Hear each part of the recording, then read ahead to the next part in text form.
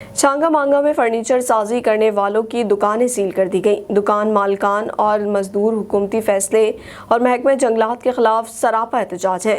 Report کریں گے چھانگا مانگا سے طاہر اصغر انصاری۔ چھانگا مانگا گزشتہ روز حکومت کی احکامات پر عمل کرتے ہوئے محکمہ جنگلات نے پولیس کی بھاری نفری کے ہمراہ فرنیچر سازی کی تمام دکانوں کو سیل کر دیا تھا، جس پر اہل علاقہ نے چھانگا مانگا گول چکر کے قریب محکمہ جنگلات اور موجودہ حکومت کے فیصلے کے خلاف مین روڈ پر احتجاج کیا۔ مزدوروں کا قتل بند کرو، مزدوروں کا قتل بند کرو۔ احتجاجی شرکا کا کہنا ہے غریب عوام بہت پریشان ہے تے حکومت نو یہ اپنے وزیر اعظم نو سوچنا چاہیے بھی ابھی غریب عوام کدھر جائے۔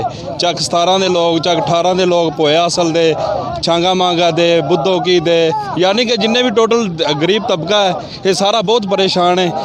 انہاں دا کوئی جلد و جلد حل کڈیا جائے۔ یہ مزدور ہیں، فرنیچر کا کام کرتے ہیں، ان کا معاشی قتل بند کیا جائے خدا را۔ پہلے ہی ہماری گورنمنٹ کچھ دینے میں ابھی تک ناکام ہے، مزید اور لوگوں کو نہ تنگ کیا جائے۔ کرونا کی وجہ سے لوگ پہلے ہی بہت پریشان ہیں اور زیادہ ان کو پریشان نہ کیا جائے۔ اپنے بچے لے کے، بیویاں لے کے، بچے لے کے سارے اسی اتنے آواں گے، روڈ بھی بند کریں گے۔